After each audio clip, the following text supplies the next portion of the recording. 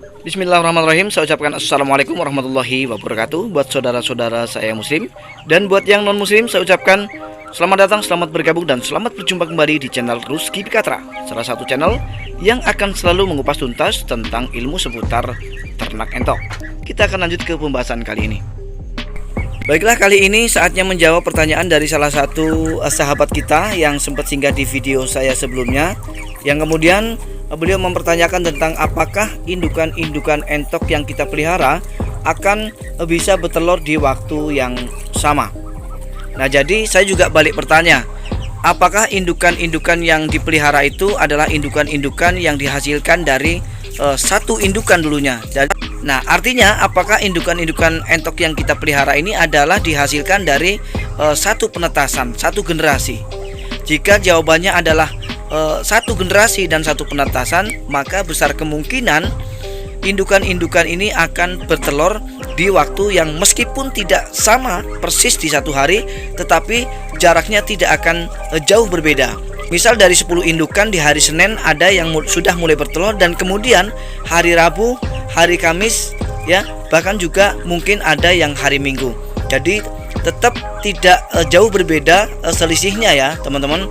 Maka ini harus dipahami bersama bahwa ketika kita nanti akan melakukan penghitungan atau kalkulasi penghasilan dari panen kita, berapa DOD yang kita hasilkan dari 1 bulan misalnya, atau per 3 bulan ya, karena indukan entok ini tidak semuanya bertelur di waktu yang sama.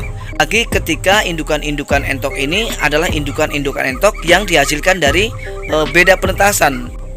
Apalagi ketika indukan-indukan entok yang kita pelihara adalah indukan-indukan entok yang beda generasi atau tidak satu penetasan, maka besar kemungkinan waktu bertelurnya pun pasti akan berbeda. Nah, kita akan kasih contoh ya di petarangan kita ini. Nah, seperti ini salah satu contoh ya. Di sini sudah ada indukan yang sudah melakukan penetasan sekitar 1 minggu yang lalu.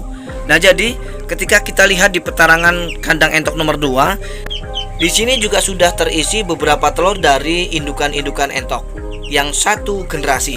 Nah, jadi di sini yang satu generasi ini yang 10 hari yang lalu sudah mulai bertelur, dan kemudian menyusul ada yang 7 hari yang lalu, dan kemudian ada yang semalam atau kemarin baru mulai bertelur, dan ada juga yang 2 hari yang lalu baru mulai bertelur. Tapi selisihnya tetap saja tidak jauh berbeda ya teman-teman, tetap di angka 1 mingguan. Jadi artinya ketika indukan-indukan entok yang kita pelihara adalah indukan-indukan entok yang satu generasi atau yang satu penetasan dulunya, maka besar kemungkinan indukan-indukan entok kita ini akan bertelur di waktu yang tidak jauh berbeda ya selisihnya.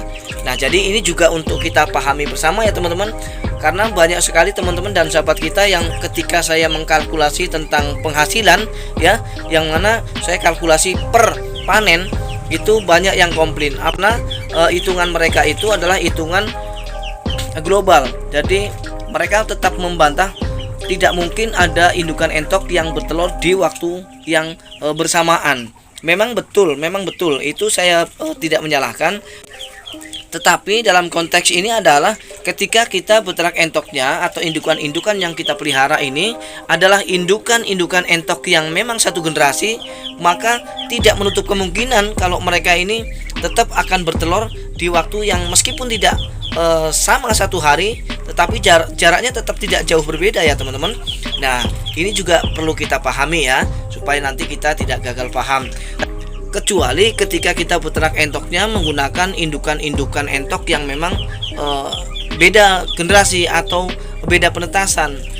Nah, itu baru saya bisa menjamin kalau mereka tuh tidak akan mungkin bertelur di waktu yang sama. Nah, seperti yang terjadi di kandang entok nomor 3. Jadi indukan-indukan entok yang saya pelihara di kandang entok nomor 3 ini adalah indukan-indukan entok yang tidak satu penetasan ya. Jadi proses bertelur mereka pun tidak seragam, tidak sama. Ada yang minggu ini bertelur, dan kemudian ada yang minggu depan, ada yang bahkan 2 minggu kemudian ada yang baru bertelur.